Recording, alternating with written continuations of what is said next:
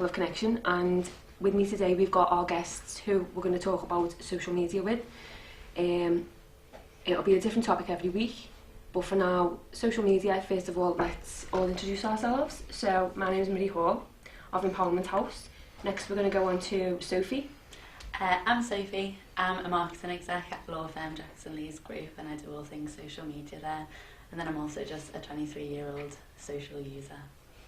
Hi, I'm Ruth Hartnell. I run a company called J&R, and we help small businesses and people in health with their social media channels. So we manage social media for other people.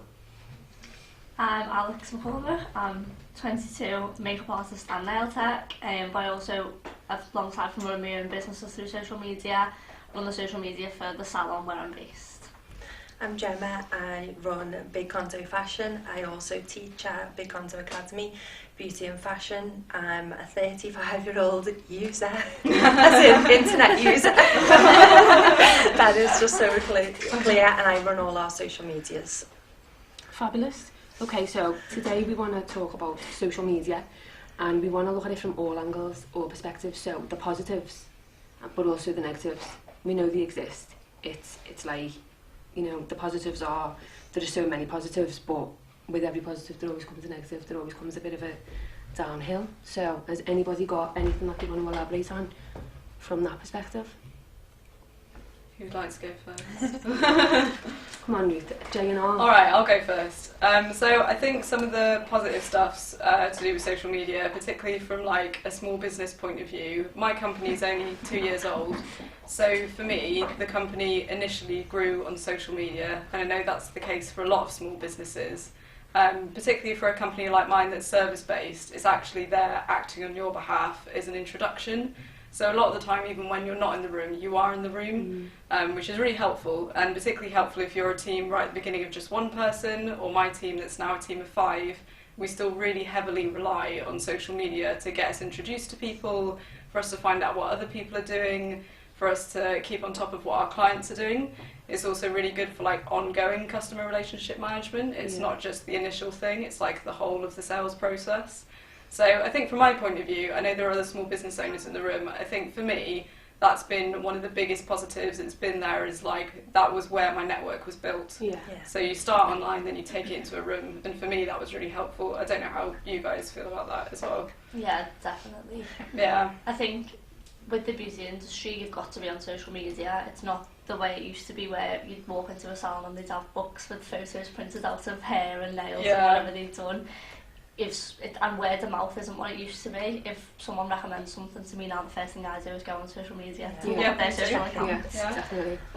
So I definitely agree that if you want to run a small business, you've got to have that online presence, because that's where your customers can give you feedback as well, and where that you can take bookings and contact them, where you can seek out new people to work with. So I definitely think you've got to have that presence. So from a networking perspective, and from making new connections, and from also doing your due diligence. So we get to watch someone for 3 months before we actually decide whether or not we're going to do business with this person. And that's also something that wasn't there before, because I think when it comes to checking before you buy, it's like trying before you buy. If you've been following this person for a little while, it's like you've already got that rapport going, so you kind of feel like, I'm confident going into this sale. So that is a major positive. But like I said, with every positive, there does come a negative. So based on that, what would you say? How about you, Soph? From the negative point of view, have you ever had any experiences yourself where you'd say, we need more regulation on social media, we need more, do you know what I mean? Yeah, I think like the scary thing is that like once it's out there, and then it's kind of open to interpretation. Like even with this, like I was terrified today, because I was like, once it's out there, anyone can like listen or anyone can watch, and then obviously you can get a lot of like kind of bad comments and things, and you know, trolls as they're called and stuff. So I think having regulations on them. I've never personally on my personal account had any bad experiences, and then on a few things, because obviously I work for like a bigger business, and it's more kind of getting them into the here and now with social media. And we tackle a lot of, you know, really difficult kind of cases and things like that. And yet on social media you can have a bit of backlash to opinion and things like that. So I think it's just about trying to monitor that and trying to not kind of retaliate the way that they've kind of treated you, and to just, you know, kind of stay true to yourself when you I think that's a really good point. Okay, so someone does say something really negative about you, or about your business, or about a post you've just put out. Do you remember how you're dealing with that? I personally don't engage. Yeah. So if somebody says something negative or insults me, I just either like the comment so they know that I've seen it. Yeah. And then I just tend not to say anything and just move on, because I just think, if you're not benefiting to my business, then I'm not going to engage with you, because I'm just promoting you, basically. So I would not engage. Yeah. Like that. First tip of the evening. It's really terrifying having your brand be yourself, because I can hide behind a wall of like the business that I work for, and then anything that is too serious, I have like a compliance officer who I can go to and be like, how do you want me to respond? What's the appropriate kind of action going forward? So like kudos. I think it's interesting, like the thing about complaints on social media and how you interact with people like trolls, like you mentioned before. I suppose it kind of depends on like the severity of the comment. Because I think if it's a troll, you're absolutely right. Just let them live in their cave. It's absolutely fine. Just leave them alone. However, the thing that's really useful for social media, again, from like small businesses, is a massive chance to like show off really good customer service. So if you have a really genuine interaction with someone, like Marie is particularly brilliant at this for Empowerment House, that's like building a relationship for you. So even if they're like, it could start out as a negative, the potential to turn that into a positive is really quick, which is good. That's like quite unique to social media. But what I find with, well, not me personally, but like, if you do respond, then sometimes it can turn quite very easy nasty like a corner, and escalate. So I prefer to take it off my comments and deal with it in my inbox. And speak to them professionally. We're going to take this to the inbox. Because it's a personal customer service, customer care. It's a one-on-one. The whole internet does not need to see that.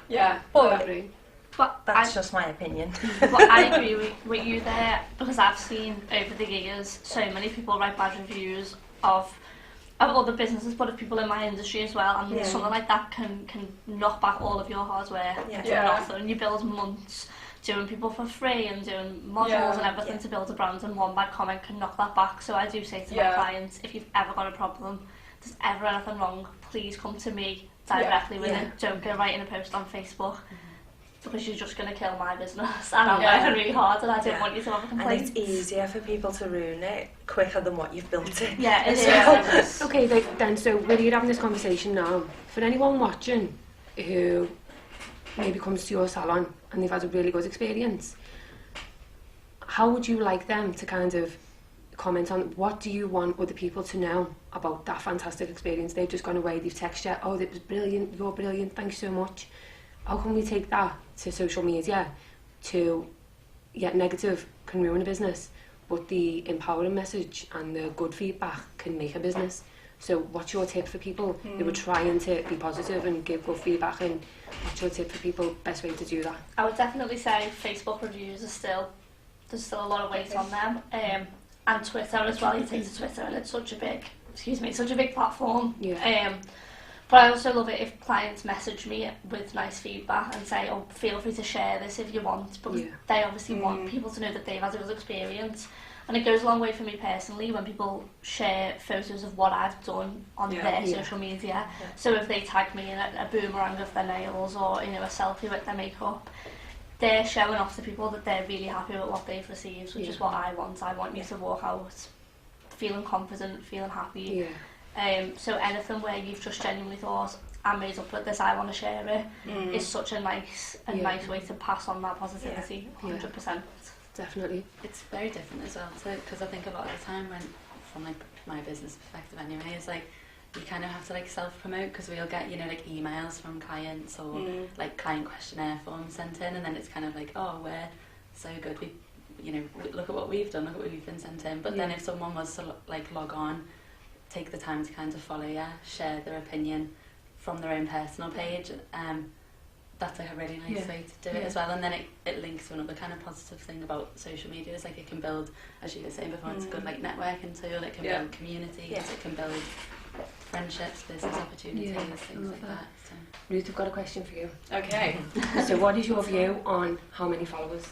Does it matter? This question. Right. So the how many followers thing, like so many things with social media, is so subjective, and I think after all the stuff that's come out with like false influencer accounts and like the fact that Facebook themselves, like they've got into a massive thing recently because the brand College Humor, don't know if you guys have heard of that, Facebook deliberately inflated their numbers by like 100 to 900% on their video views. So they've now actually, that has now resulted in them having to let go loads of their staff, because what they actually found out was their content wasn't reaching as many people as they needed it to.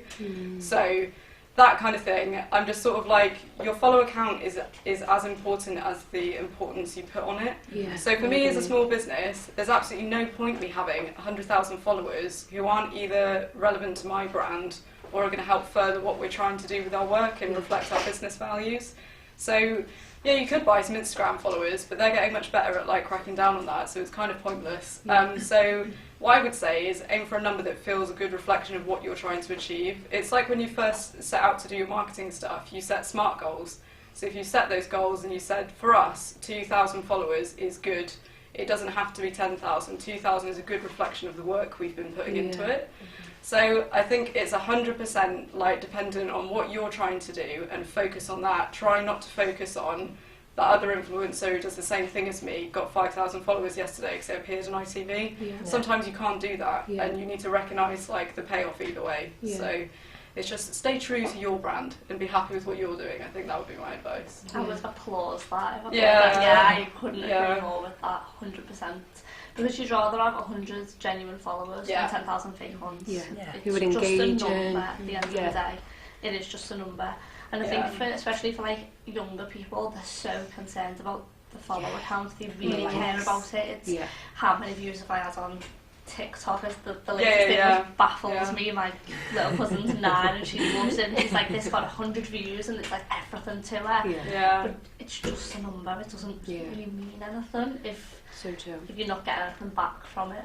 So didn't Instagram recently trial kind of taking likes away from some influencer posts as well? I've heard about this. Like I think it's a really good move because I think, you know, it doesn't really matter, does it, at the end of the day? If you take the emphasis off that and actually focus on the fantastic information that we're sharing, take away from the likes, take away from the, oh, we haven't got any, well, it doesn't matter because you know what? I don't know how many times I'll scroll through and not like anything. But actually I loved it. I was just rushing. That thing about like just because your content wasn't engaged with, it still has an impact, and that's really difficult to measure when you're the marketer looking at it and you're like, oh, it didn't land the way it did. But then just before we came into the recording, we were like, one of the first things people say to me when we first started was, I know you because of social media, but they haven't interacted with us once. And I'm like a post. Like, let me know that's what's happening. But you're so right, you often don't engage, and it's important to remember people don't engage, but they still take it in. So it's so true. Okay, so let's move on to our youngsters coming through. And so we have age limits when it comes to social media. We're all conscious of that. But I know I've got friends who have children who are on social media, but they're completely regulated by their mum and dad. And what about the kids that are on it but aren't regulated? Like, how do we look out for that? What can we do?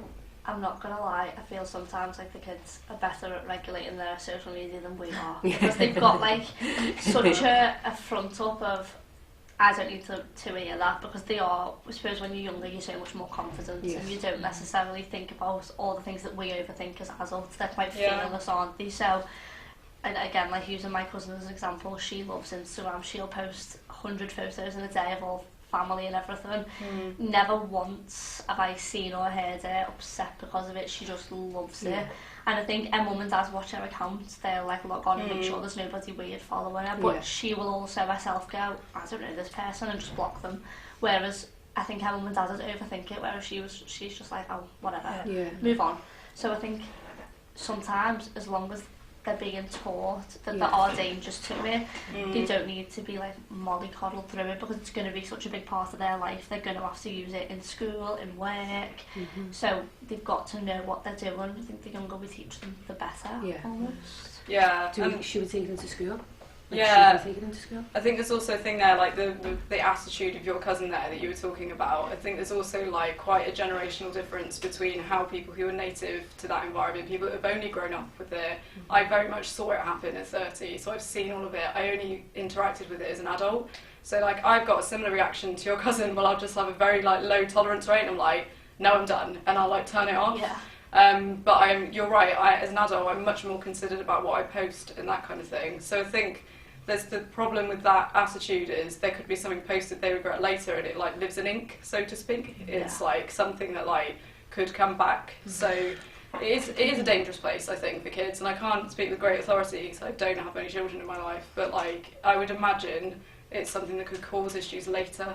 So if there are mothers in the room, do feel free to speak here. I'm not authority.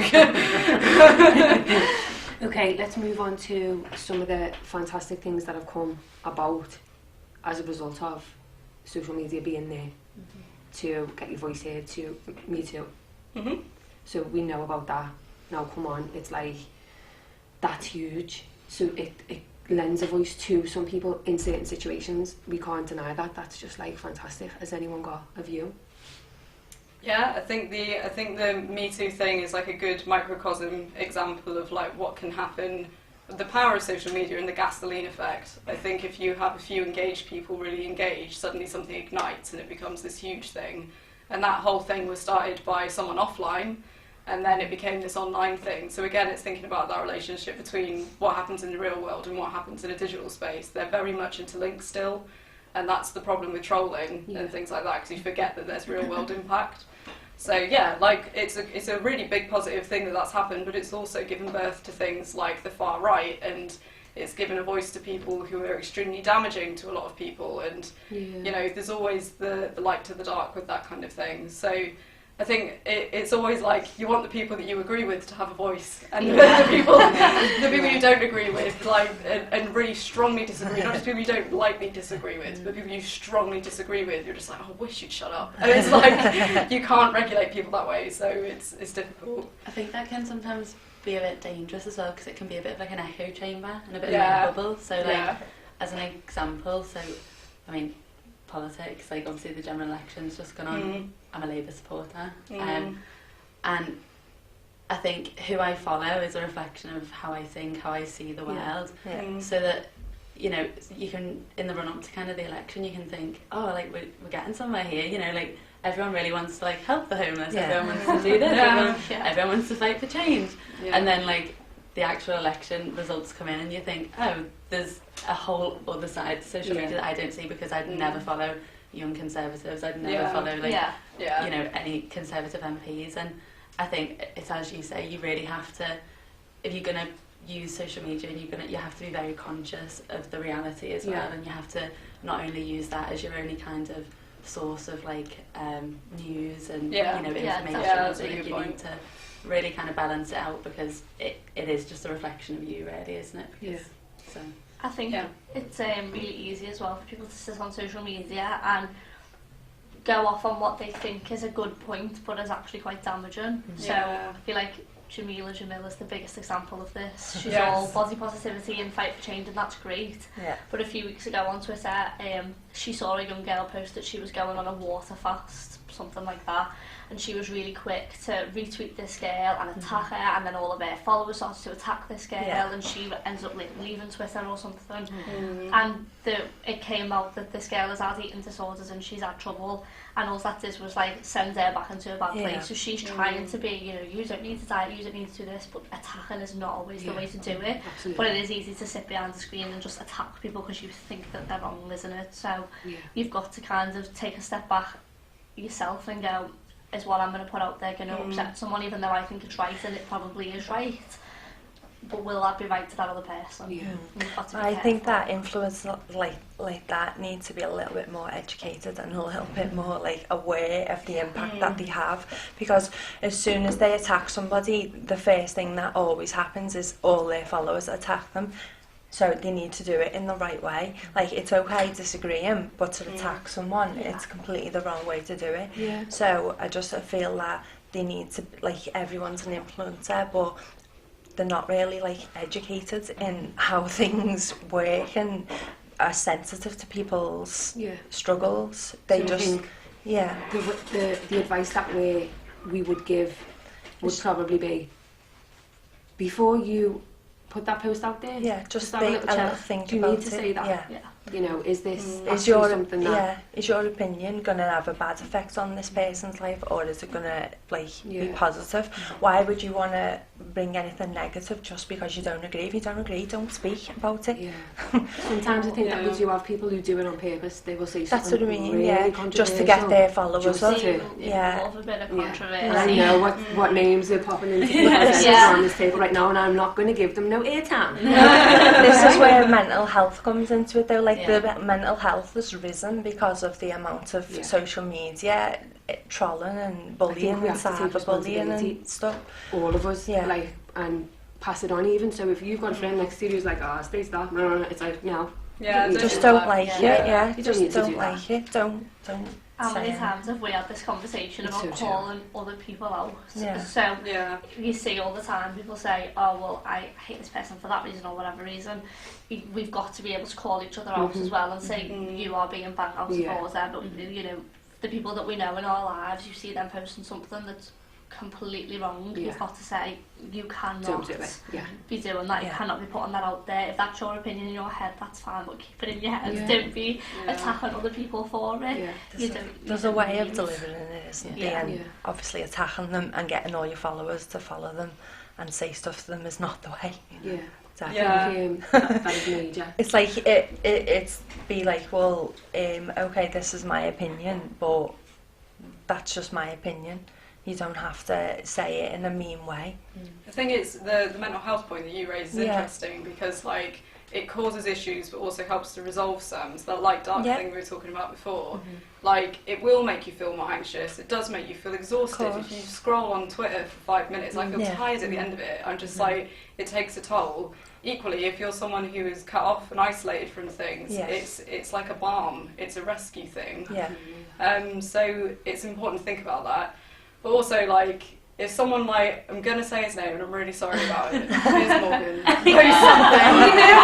Sorry, I know exactly who you're talking about. Say if Mr. Morgan said something that you don't agree with, it's so easy with someone who's a big figure like that Yeah. to have that reaction and be like, oh, Piers, like, shut up, and like, Yeah. you want to troll him and be Yeah. like, you're causing the problem, so I'll be equally as reactive. Yeah. And you have to check yourself even with people like that, even figures like that. 100%. You've just got to be like, I can't do it to you because that's what I get angry about looking at you in my feed when it's retweeted by other people. So you're causing the same effect. Yeah. Do you know what I mean? Yeah. Yeah. So, yeah. I think you've got to think as well, it's like, again, like connecting the kind of social world and then reality. It's like, would you say that in real life? Like, would you, Yeah. Yeah. would those words come out of your mouth if you were, you know, in front of that person Yeah. or whatever? Would you conduct yourself that way? And probably like Probably not. 9 times out of 10 people wouldn't. Yeah. No. Yeah. It's because they're behind the keyboards and Yeah, the yeah, typing yeah. and the keyboard warriors, and Yeah. it's like, Yeah.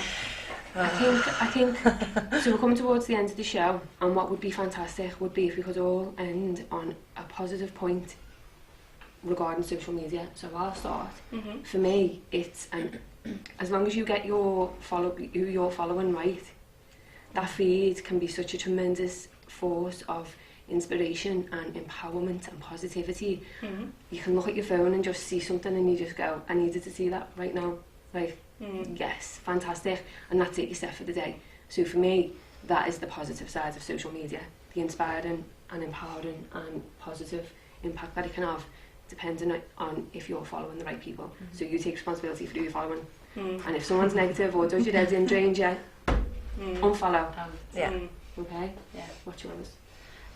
I think for me, social media has just opened up like the world to me, I guess, because I've been introduced to so many different like cultures, communities, so much like art, so much new opinion.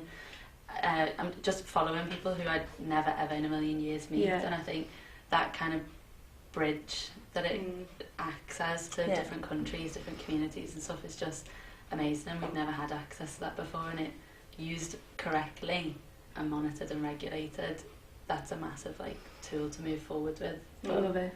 But then obviously, as we said before, there's the dark side of that. Yeah. Yeah. Ruth, what's your positive? I think my positive would be much like what you're saying there is like a habit you form. It's like if you see something that makes you feel bad, recognise why it makes you feel bad, and then try and do something positive to get rid of that feeling or address that feeling. For me, it would be like limit screen time. I think the thing that I've found, particularly after going through my own like mental health journey, the thing that's had the biggest impact for me, I can deal with people in my feed who I disagree with. I can deal with seeing those messages. What I find difficult is seeing it for a long period of time. Yes. So just be strict with yourself. You're allowed to have contrasting opinions. What I'd say more is like recognise that there's a real world outside your screen and don't spend too much time on it. Yeah. Particularly for someone like me that like lives in that world and does it for other people, and like I have managed people who do it for other people. I know how draining it can be to work on it. So for me, it would be like give yourself good habits and limit the amount of time you spend on it, because that will give you more enjoyment the less you do it. So I'd say that. I love it. I like that. Alex? I suppose I'd say use it as a photo book and a memory box more than anything else. So I've got my business Instagram, but I've also got a personal account, which when I've had enough of it for the day, but I do want that escapism that social media gives us, I just go to my personal account and it's just photos of friends and family, and it's only people who I love on there. It's not like it's not celebs or anything. It's all the people who I actually know and who are close to me, and it's nice. It's like sitting and flicking through a photo album, but it's an up-to-date photo album. There's people who I've met who live a million miles away and can sit and see what they're up to, and it puts a smile on their face. So just remember that you can have it where it's not for business and for likes. You can just have it as something to enjoy. Yeah, definitely. Yeah, mine's basically the same. Like, just enjoy it for all the good that it is. Like, because obviously you can speak to anyone in the world, any country, anytime. It's always there. If you see someone struggling, reach out. Even if you don't know them, just a little kind little meme or like the comments. And if you haven't got anything nice to say, don't say anything. I like it. So ending on that note. So, first of all, I'd like to say thank you to all four of you for coming on this evening. Thank you. Yes, Fantastic. thank And I'm looking you. forward And my to it. heart's beating like